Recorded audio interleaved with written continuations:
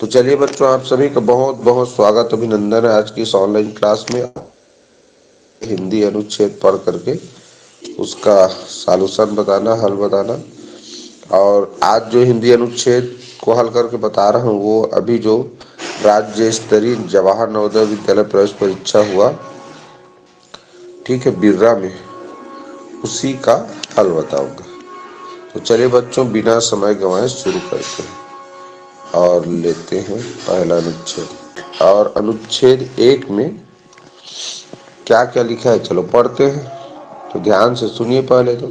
जगदीश चंद्र Basu presidency college में भौतिकी के प्राध्यापक के रूप में की गई।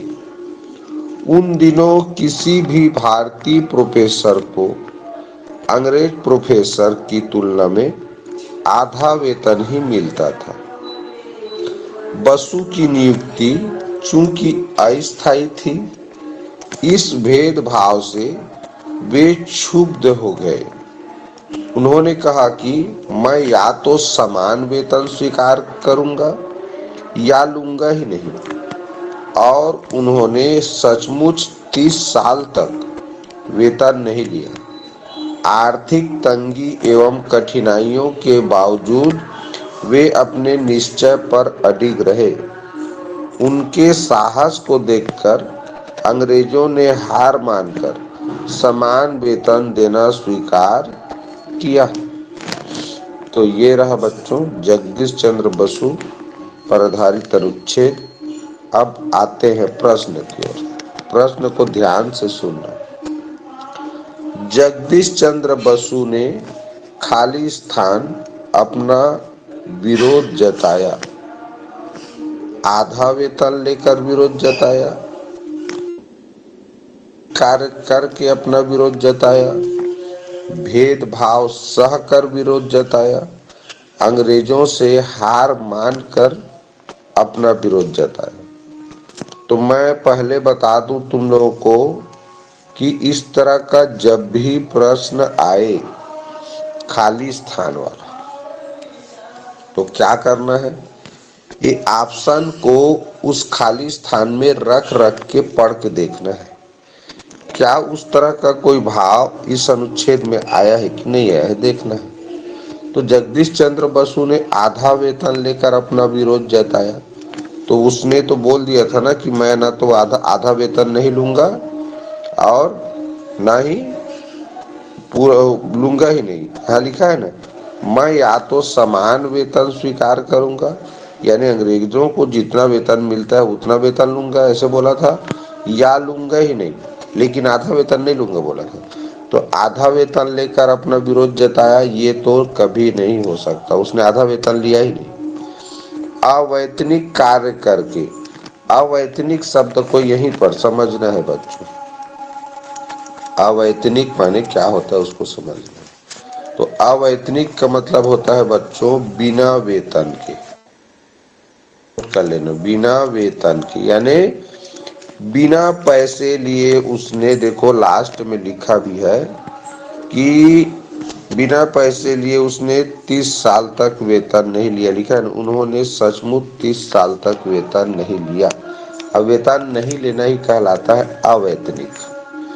तो अवैतनिक कार्य करके अपना विरोध जताया, और यही बच्चों इस प्रश्न का आंसर है, क्योंकि उसने 30 साल तक काम किया प्रोफेसर के रूप में, लेकिन वेतन नहीं लिया, क्योंकि उसने बोला कि जब तक मुझे या तो अंग्रेजों को समान वेतन दो या मैं बिना वेतन के पढ़ाऊंगा। ठीक है, तो ये इसका उत्तर होगा अवैतनिक कार्य करके अपना विरोध जताया। भेदभाव सह कर, भेदभाव तो उसने सहा ही नहीं, अंग्रेजों से हार तो माना ही नहीं। ठीक है, अंग्रेज लोग हार मान गए, लास्ट में उसको पूरा वेतन देना पड़ा। ठीक, तो ये होगा इस प्रश्न का उत्तर, अवैतनिक कार्य करके उसने अपना विरोध जताया। अगला प्रश्न देखते हैं, निम्न में से कौन सा शब्द समान का समानार्थी पर्यायवाची शब्दार्थ उसी को बोलते हैं, अर्थ या मायने। तो देखो बच्चों, अनुरूप, एक सा, तुल्य, ये तीनों समान शब्द का समानार्थी है। और वस्तु, वस्तु को बोलते हैं सामान। देखो ये थोड़ा सा अंतर को समझ लो तुम लोग। समान और समान में, सामान में अंतर क्या है? ये जो नीचे में लिखा हो काला रंग में समान, इसका अर्थ होता है बराबर, सम, ठीक है, एक जैसा, अनुरूप, एक सा, तुल्य, एक जैसा। कोई जो एक ही जैसा दिखे, सेम टू सेम रहे, तुल्य, एक सा, अनुरूप, ठीक है, वो समान है, समान। उसके उसके और ये सामान, सा में आ की मात्रा रहेगा तो वो उसका अर्थ होता है वस्तु। ठीक, मेरे कमरे में बहुत ज्यादा सामान है, सामान है तो सामान है माने वस्तु है, समझ रहे हो? तो वस्तु इसका पर्यायवाची, सॉरी, समानार्थी नहीं है। तो आप, इसका सही उत्तर है। तो इस समान और सामान में अंतर होता है, इस बात को नोट कर लिए रहना, ठीक है? तो समान माने एक जैसा, एक बराबर, एक सा, तुल्य, अनुरूप, ये बोलते हैं।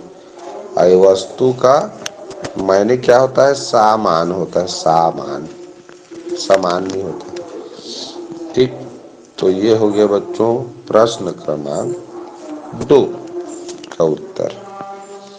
अब देखते हैं इसका। अंग्रेजों ने बसु का मुख्यतः खाली स्थान शोषण किया। इस प्रश्न में भी बच्चे बहुत उलझे थे। अंग्रेजों ने बसु का मुख्यतः आर्थिक शोषण किया। आर्थिक का अर्थ होता है पैसे के रूप में, यानी पैसे नहीं देकर शोषण किया। सामाजिक, सामाजिक शोषण में भेदभाव करना आता है, तो सामाजिक रूप से शोषण किया। शैक्षणिक, उसके पढ़ाई लिखाई में शोषण किया।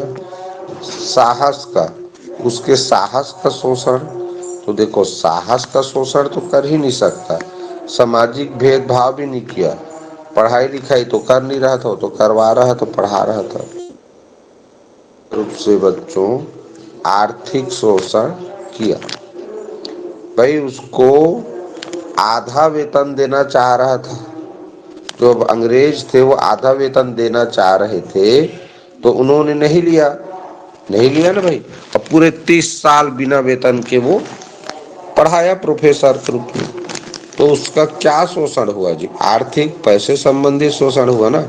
अगर पूरा वेतन देता तो उसको आर्थिक तंगी जो आया, कठिनाइयों का सामना करना पड़ा। आर्थिक तंगी यानी पैसे की कमी की वजह से जो समस्या आता है बच्चों, वो कहलाता है आर्थिक तंगी। मान लो आपके घर में पैसे नहीं है, कुछ जरूरी सामान लेना है वो भी नहीं ले पा रहे हो, पैसे की कमी के कारण, तो वो कहलाता है आर्थिक तंगी। ठीक, याद रखो, जब भी तुमको पैसा का प्रॉब्लम हो रहा है, पैसे की वजह से सही काम नहीं हो रहा, मान लो किसी घर कोई बीमार पड़ गया और पैसा चाहिए इलाज के लिए, पैसे नहीं है घर में, तो वो आर्थिक तंगी है, समझो। तो जरूरी चीज नहीं हो पाना, पैसे की कमी से, वो आर्थिक तंगी। तो ऐसे ही वो चूंकि 30 साल तक वेतन नहीं लिया, तो उसका आर्थिक तंगी हुआ ना भाई, तो आर्थिक रूप से उसका शोषण अंग्रेज किए थे। ठीक, तो इस प्रश्न का उत्तर हुआ ऑप्शन ए। अगला प्रश्न देखते हैं। 30 वर्षों तक वेतन नहीं लेना खाली स्थान गुण दर्शाता है। जगदीश चंद्र बसु ने 30 वर्षों तक बिना वेतन के पढ़ा दिया, तो जगदीश चंद्र बसु के कौन से गुण को दर्शाता है, ये पूछ रहा है। तो देखो, अविचलता, दानशीलता, दयालुता, निश्चलता। भाई दयालुता तो होगा नहीं भाई, दया थोड़ी कर रहा है वो, किसी पर दया नहीं कर रहा है, दान नहीं कर रहा था पैसे का। तो अविचलता माने होता है अडिग रहना। देखिए यहाँ लिख रहे हैं अपने निश्चय पर अडिग रहे, अपने निश्चय पर अडिग रहे, तो इसका अर्थ होगा अविचलता।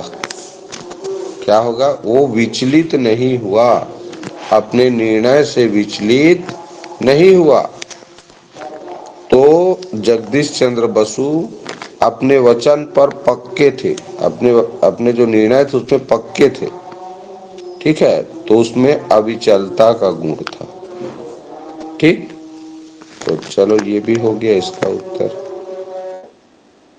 देखिए, अंग्रेजों ने बसु को आधा वेतन दिया क्योंकि अंग्रेज बसु से जलते थे। अंग्रेज पैसा अंग्रेज पैसा बचाना चाहते थे। अंग्रेज भारतीयों को तुच्छ समझते थे। बसु की योग्यता अंग्रेजों से कम थी। तो इसका उत्तर होगा बच्चों, अंग्रेज दरअसल भारतीयों को तुच्छ समझते थे। क्या समझते थे? तुच्छ समझते थे। अब अंग्रेज बसु से जलते थे, ऐसा अनुच्छेद में तो कहीं नहीं आया है भाई, नहीं आया है ना। और अंग्रेज पैसा बचाना चाहते थे, ऐसा भी नहीं लिखा है, नहीं लिखा है ना। लेकिन अंग्रेज भारतीयों को तुच्छ समझते थे, ये बात सही है।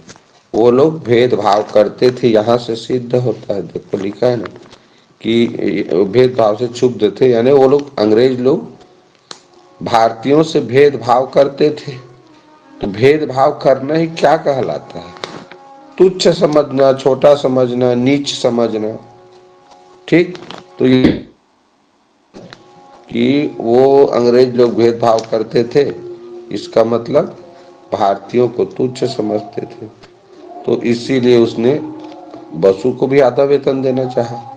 ठीक है, इनका बुद्धि कम रहता, ऐसे समझ रहे थे। तो ये 5 प्रश्नों का उत्तर कंप्लीट हुआ।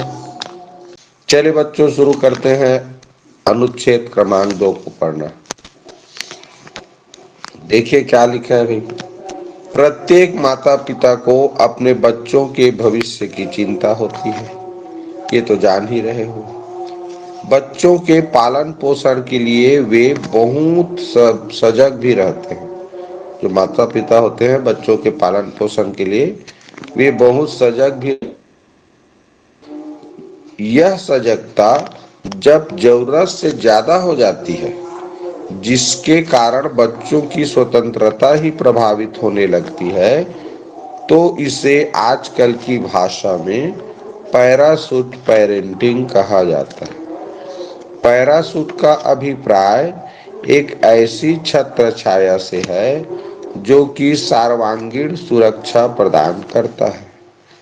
ऐसे अभिभावक अपने बच्चों की मदद करने के लिए उनके हर कार्यों को स्वयं करना प्रारंभ कर देते हैं, जिससे बच्चों में स्वावलंबन की भावना ही समाप्त हो जाती है।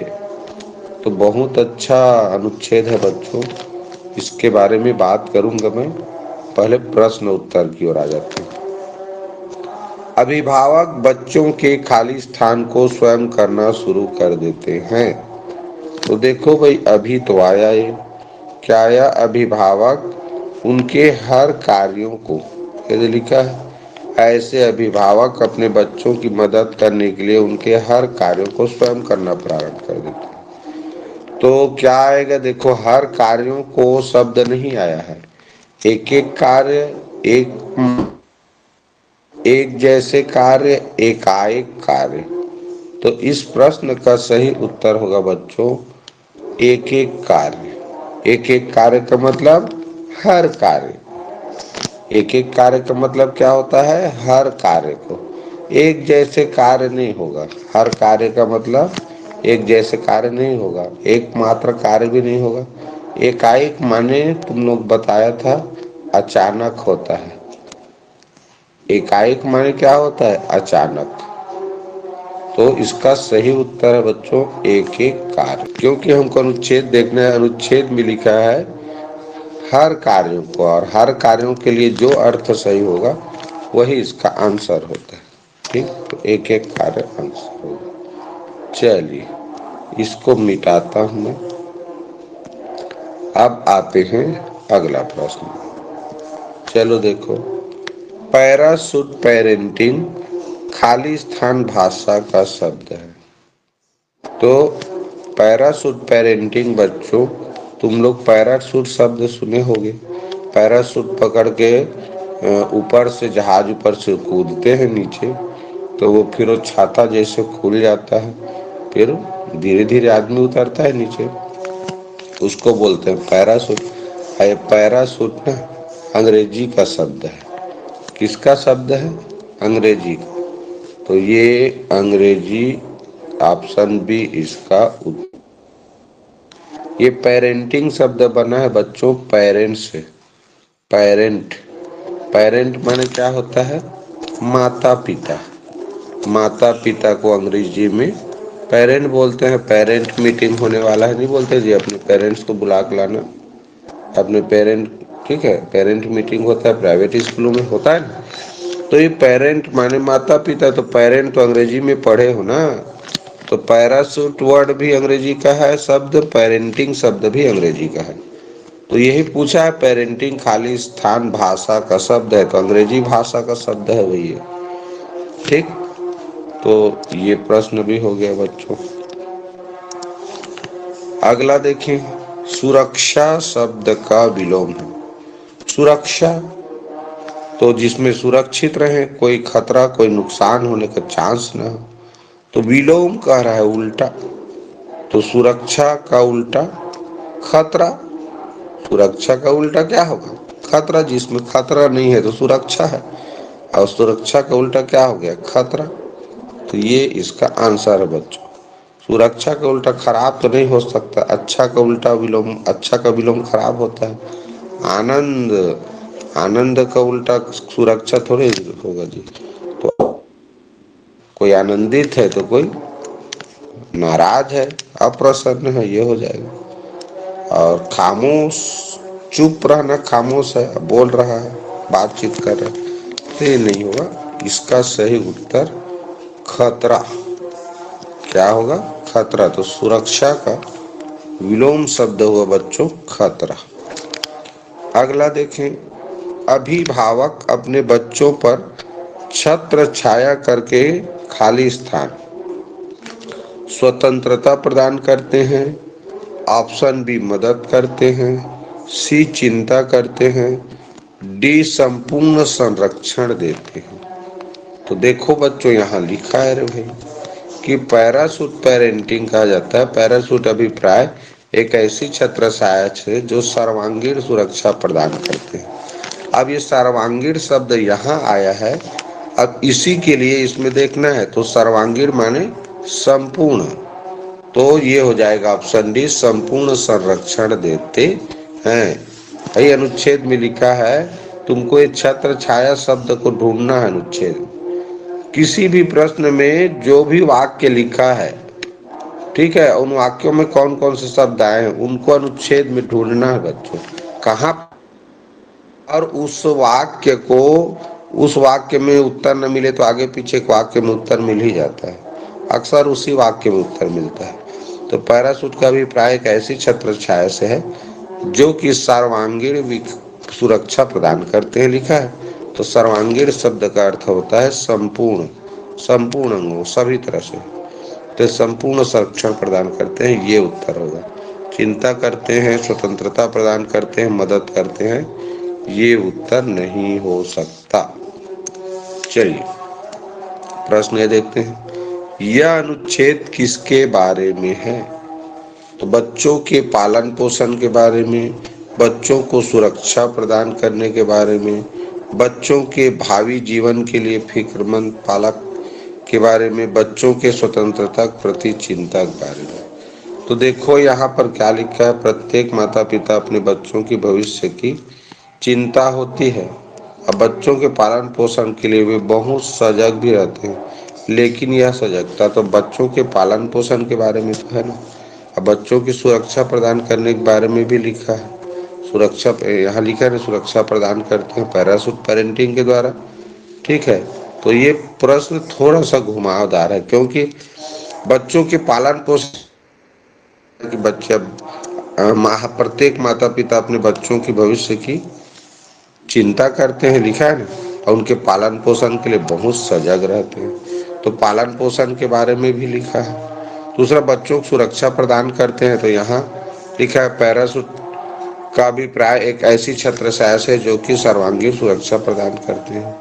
ठीक, और बच्चों की मदद भी करते हैं। तो यहाँ क्या लिखा है, ऑप्शन सी में बच्चों की भावी जीवन के लिए फिक्रमंद पालक के बारे में, तो भविष्य के लिए चिंता करते हैं, ये लिखा है। ये अपने बच्चों के भविष्य की चिंता भी करते हैं। बच्चों को स्वतंत्रता के प्रति चिंता करते हैं, तो ये तो नहीं हो सकता स्वतंत्रता के प्रति चिंता वाला। अब इनमें से कोई एक उत्तर है, तो क्या ज़्यादा अच्छा रहेगा? देखो ज़्यादातर क्या दिया है, वो लोग बच्चों की मदद भी करते हैं हर कार्य में, और उनको सर्वांगीण विकास हो सके इसलिए पैराशूट पेरेंटिंग। तो पैराशूट पेरेंटिंग मुख्य रूप से ज़्यादा है बच्चों, तो ऑप्शन भी सही होना चाहिए, बच्चों को सुरक्षा प्रदान करने के बारे में। ठीक है, तो उसमें मदद वदद सब चीज़ आती है। तो ऑप्शन बी बच्चों इसका सही उत्तर होना चाहिए, क्योंकि पैराशूट पेरेंटिंग शब्द से ज़्यादा क्लियर हो रहा है। तो ये हो गया बच्चों अनुच्छेद क्रमांक 2। चलिए बच्चों देखते हैं अनुच्छेद क्रमांक 3 और पढ़ते हैं। देखो क्या लिखा है। दृश्य बड़ा ही मनोरम था। सूर्योदय के समय पूरी पहाड़ी सुनहले धूप के प्रकाश से नहा उठती थी और सूर्यास्त की रक्तिम आभा से उसका सौंदर्य और भी बढ़ जाता था। पहाड़ी पर पक्षियों का कलरव एक नए प्राकृतिक संगीत को जन्म देता था। इस पहाड़ी के नीचे एक छोटी सी नदी बहती थी। उसका जल इतना निर्मल था कि उसके नीचे रंगीन पत्थर आदि साफ नजर आते थे। आसपास की समतल जमीन पर आसानी से गांव बसाया जा सकता था। तो चलिए एक सुंदर दृश्य का वर्णन इस अनुच्छेद में हमने पढ़ा।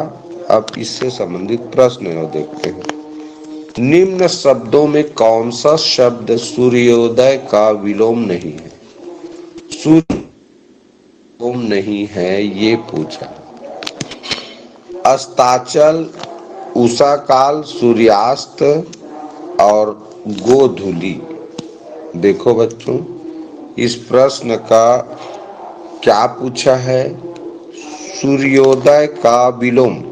तो सूर्योदय का अगर मैं विलोम कहता तो वो हो जाता सूर्यास्त।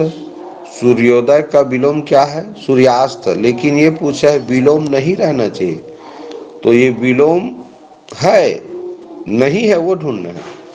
अस्ताचल, अस्त होना भी अस्ताचल है, सूर्यास्त को ही अस्ताचल भी बोलते हैं।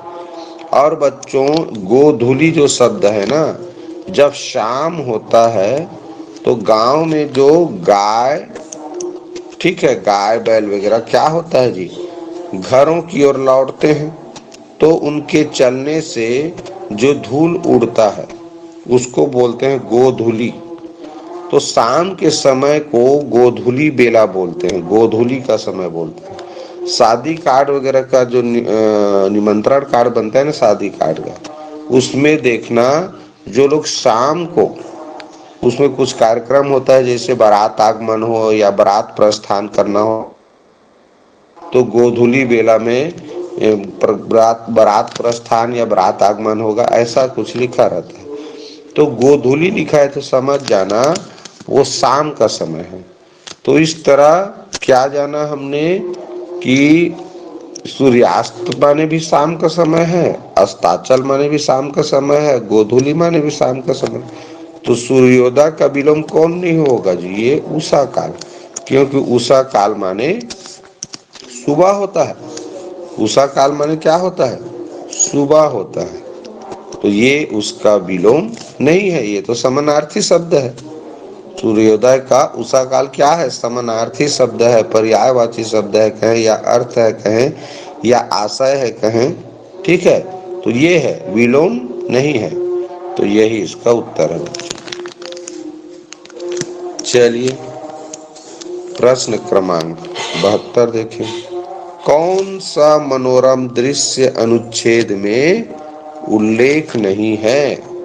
इस अनुच्छेद में अभी जो पढ़े उसमें 4 मनोरम दृश्य के बारे में यहाँ लिखा हुआ है। अगर आप लोग ध्यान से सुने हो तो उसका उत्तर दे सकते हो। अच्छे से पढ़ो और कमेंट बॉक्स में दर्ज करो। ऑप्शन ए लिखा है पहाड़ों के नीचे सरोवर बहती थी। फिर लिखा है सूर्यास्त रक्त वर्ण में बदल जाता था। संगीत का स्रोत परिंदे थे। सूर्यास्त हला युक्त होता था। अब देखो बच्चों यहाँ पर, ठीक है, नदी, यहाँ क्या लिखा है, इस पहाड़ी के नीचे एक छोटी सी नदी बहती थी। इसमें क्या लिखा है, पहाड़ी के नीचे सरोवर बहती थी। अब प्रश्न में लिखा है नदी और उत्तर में लिखा है क्या, सरोवर। तो क्या नदी को सरोवर कहते हैं? अगर नदी को सरोवर कहते हैं, ठीक है, तो वो सही है। अगर नहीं कहते तो वो गलत है। तो इसमें जो नहीं लिखा है वही लिखना है, उल्लेख नहीं है। तो बच्चों सरोवर को नदी नहीं कहा जाता। सरोवर माने हम लोग जिसको तालाब बोलते हैं, तालाब होता है सरोवर माने तालाब। और तालाब का पानी कभी बहता नहीं है, एक जगह इकट्ठा रहता है, ठीक है। तो इस प्रश्न का सही उत्तर होगा ये पहाड़ी के नीचे सरोवर बहती थी। में लिखा है बच्चों इस पहाड़ी के नीचे एक छोटी सी नदी बहती थी। तो ये सरोवर बहती थी लिखा है ऑप्शन में। सरोवर का मतलब नदी नहीं होता, तालाब होता है। इसलिए ये उत्तर, यही उत्तर होगा, क्योंकि जो नहीं लिखा है, जिसका उल्लेख नहीं है, जिसके बारे में नहीं बताया गया अनुच्छेद में, वही इसका उत्तर होगा। तो सरोवर बहती थी लिखा है तो सरोवर तो बहती नहीं ना, इसलिए ये उत्तर होगा। अब बाकी 3 ऑप्शन नहीं हो सकते, क्यों नहीं हो सकते वो सुन लो। ऑप्शन बी में लिखा है देखो सूर्यास्त रक्त वर्ण में बदल जाता है। तो ये तो लिखा हुआ है ना भाई, सूर्यास्त रक्त वर्ण में बदल जाता है। कहाँ पर लिखा है देखो, सूर्यास्त की रक्तिम आभा से उसका सौंदर्य और भी बढ़ जाता है। रक्तिम, रक्तिम मने होता है बच्चों लाल रक्त को रक्तिम बोलते हैं। रक्तिम यानी लाल रंग। अब लाल रंग क्यों हुआ, क्योंकि ये शब्द बना है बच्चों रक्त से। रक्त शब्द से बना है। रक्त माने होता है खून। रक्त माने क्या होता है, खून। और खून का रंग क्या होता है जी, लाल रंग होता है। तो रक्त माने खून होता है, खून का रंग लाल रंग होता है। शब्द रक्त शब्द आए तो समझ जाना वो लाल रंग का मतलब है, उसका अर्थ लाल रंग होता है। यहाँ भी लिखा है देखो रक्त वर्ण में। रक्त वर्ण माने, वर्ण माने लाल, रंग होता है, रक्त माने लाल। तो खून जैसे रंग यानी लाल रंग में वो बदल जाता है। शाम को भी देखना आप लोग, सुबह भी देखना आसमान को, जब सूर्य ठीक निकलने वाला होता है या सूर्य ठीक अस्त होने वाला होता है तो आसमान लाल रंग, आसमान में लाल रंग हमको दिखाई देता है। तो ये बिल्कुल सही है, उल्लेख हुआ है उसका। तो ये नहीं वाला पूछ रहा है। संगीत का स्रोत परिंदे थे। तो संगीत का स्रोत परिंदे थे, यहाँ लिखा है पहाड़ियों पर, यानी पहाड़ी पर पक्षी कलरव एक नए प्राकृतिक संगीत को जन्म देता है। तो यहाँ पक्षी लिखा है और पक्षी को ही परिंदे बोला जाता है। क्या बोला जाता है, परिंदे। तो पक्षी की जगह में अनुच्छेद में पक्षी लिखा है, जबकि ऑप्शन में परिंदे लिख दिया है। तो परिंदे लिखा है वन बिल्कुल सही है। सूर्योदय सुनहला युक्त होता था। तो शुरू में लिखा है जो सूर्योदय है वो देखो क्या होता था जी, सुनहला युक्त होता था। ये प्रश्न कंप्लीट हुआ। अब बढ़ते हैं अगले प्रश्न पे। ये लिखा है सुनहले ने। अनुच्छेद में बहना शब्द का प्रयोग खाली स्थान के अर्थ में है। बहना जी यहाँ लिखा है देखो, कहाँ पर लिखा है ये, इस पहाड़ी के नीचे एक छोटी सी नदी बहती थी। बहती थी शब्द किससे बना है? बहना शब्द से। बहती थी तो पानी बहता है ना जी, पानी का बहना, बहाव। तो इसमें देखो, बहना का अर्थ दीदी, प्रयोग, प्रभात, प्रवाह। अब बहना का अर्थ दीदी क्यों दिया? हमारे छत्तीसगढ़ में देखना, बहुत सारे बच्चे अपनी छोटी बहन को बहना बहना बोलते हैं, सुने होंगे। तो इसीलिए दीदी भी दे दिया। ठीक है, तो ये बहना वो बहनी वाला बहना नहीं है भाई, सिस्टर वाला नहीं है। बहना यानी पानी का बहना, ठीक, तो उसको बोलते हैं प्रवाह। बहना शब्द का अर्थ क्या होगा? प्रवाह होगा। धाप, पानी के बहने को प्रवाह बोलते हैं। ये पर्यायवाची शब्द है, उसका कठिन शब्द है। तो पानी का बहना, पानी का प्रवाह, जल का प्रवाह, ऐसा शब्द सुने होगे। तो बहना का अर्थ क्या होगा? प्रवाह। बाकी दीदी, ये प्रभात, प्रभात तो सुबह को बोलते हैं। प्रयोग, ये प्रयोग करना शब्द ही अलग है। ठीक, अगला देखें, गांव क्यों बसाया जा सकता था? तो उपयुक्त, क्या लिखा? उपयुक्त परिस्थिति के कारण, पहाड़ी के कारण, या नदी एवं समतल भूमि के कारण। तो ये गांव बसाया जा सकता था। समतल भूमि के कारण भी दिया है, पहाड़ी के कारण भी दिया है, तो नदी भी है ना नीचे में, तो नीचे में नदी भी है, समतल भूमि है। तो ये ऑप्शन डी इसका सही उत्तर होना चाहिए। ऑप्शन बी ही नहीं होना चाहिए भाई। यहाँ लिखा है कि आज पर आसानी से गांव बसाया जा सकता था, लेकिन यहाँ ये भी लिखा है कि इस पहाड़ी के नीचे एक छोटी सी नदी बहती थी। इसका जल इतना निर्मल था कि इसके नीचे रंगीन पत्थर साफ नजर आते थे। आसपास के समतल जमीन पर आसानी से गांव बसाया जा सकता था। तो भाई गांव बसाने के लिए क्या चाहिए? पानी भी चाहिए ना। तो नदी भी था भाई, गांव बसाएंगे तो वहाँ पानी का व्यवस्था भी होना चाहिए ना। तो नदी था, पानी की व्यवस्था, समतल जमीन था, तो दोनों कारण हुआ गांव बसाने के पीछे। तो इसका सही उत्तर होगा बच्चों ऑप्शन डी, नदी एवं समतल भूमि के कारण। पानी का भी व्यवस्था था, जमीन भी बड़े बराबर था, तो गांव बसाया जा सकता है। और केवल समतल भूमि के कारण कहेंगे तो गलत होगा। अगर पानी का व्यवस्था नहीं हो तो आदमी कैसे जीवन यापन करेगा? ठीक, और वो चीज लिखा भी है। हाँ, यही इसका उत्तर होगा। चलो, कठिन प्रश्न था ये काफी। अगला देखते हैं, संगीत खाली स्थान से उत्पन्न होता था। तो देखो, संगीत कहाँ से उत्पन्न होता था लिखा है। इस वाला लाइन में देखो संगीत शब्द आया है। पढ़ते हैं पूरा अनुच्छेद। पहाड़ी पर पक्षियों का कलरव एक नए प्राकृतिक संगीत को जन्म देता था। नदियों के बहने से, पानी का पत्थरों पर गिरने से, पक्षियों के चहकने से, रंगीन पत्थरों के टकराने से। तो इस अनुच्छेद में आप सुने हो बच्चों, कई रंगीन पत्थर टकराया नहीं है, पानी का पत्थर पर, कहीं पर पानी पत्थर पर गिरा ही नहीं है, नदियों के बहने से तो आवाज आता है ऐसा लिखा ही नहीं है। तो यहाँ लिखा है पहाड़ी पर पक्षियों की कलरव एक नए प्राकृतिक संगीत को जन्म देता है, यानी कि पक्षियों के चहकने से। पक्षी के चहकने को ही बोला जाता है कलरव।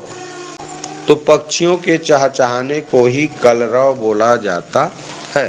तो पक्षियों के चहचहाने से, पक्षियों का जो कलरव था, पक्षियों की जो आवाज थी, उसी से प्राकृतिक संगीत को जन्म देता था वही। ठीक है, तो ये उत्तर होगा ऑप्शन सी, पक्षियों के चहकने से। आ गया समझ में? लो भाई, अब ये अनुच्छेद भी कंप्लीट हो गया। हम आते हैं अगला अनुच्छेद में। चलो सुनो रे भाई।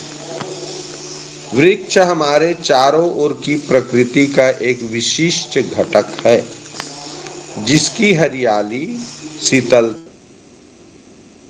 हर व्यक्ति को सुकून देती है। एक वृक्ष के फल, फूल, घास, पत्तियां, लकड़ी, छाया, प्राण वायु जैसे अनगिनत अनुदान समस्त प्राणी मात्र को नित्य प्रति कृत्य करते रहते हैं। वृक्षों के बिना हम जीवन के सौंदर्य, समृद्धि, संभावना एवं भव्यता की कल्पना भी नहीं कर सकते। वृक्ष का कुछ भी अपने लिए नहीं होता, वह सिर्फ और सिर्फ दूसरों के लिए जीता है। बहुत बढ़िया अनुच्छेद है। चलो देखिए प्रश्न। हरियाली, सुंदरता, शीतलता का संबंध खाली स्थान से है। तो यहाँ तो लिखा है रे भैया, उस शब्द को देखो क्या लिखा है। जिसकी हरियाली, शीतलता, सुंदरता हर व्यक्ति को सुकून देती है। तो जिसकी शब्द किसके लिए लिया गया है? वृक्ष के लिए। जिसकी शब्द एक सर्वनाम है, किसके लिए लिखा गया है? वृक्ष से। अब क्योंकि यहाँ अगर तुम जिसकी के जगह में वृक्ष, तो उत्तर सही आएगा, यानी वाक्य सही बन रहा है।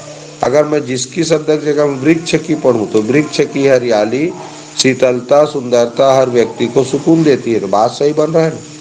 तो इसका मतलब वृक्ष ऑप्शन है, इसका सही उत्तर होगा। वृक्ष की हरियाली, सुंदरता, शीतलता का संबंध, यानी यहाँ कह सकते हैं हरियाली, सुंदरता, शीतलता का संबंध यहाँ पर वृक्ष से है। छाया से कैसे होगा? छाया हरा नहीं होता। हाँ, छाया से शीतलता मिलता है, लेकिन छाया को सुंदर और हरियाली तो नहीं कर सकते।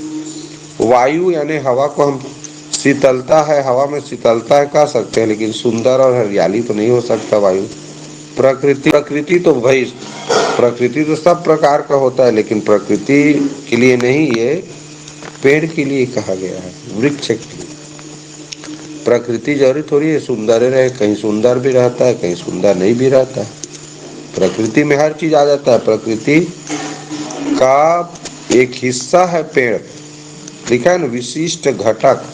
विशिष्ट घटक माने एक विशेष प्रकार का अंग है प्रकृति का। तो जो प्रकृति का एक विशेष प्रकार का अंग है पेड़ या वृक्ष, उसकी हरियाली, शीतलता और सुंदरता भी। तो यहाँ वृक्ष के बारे में बात हो रही है।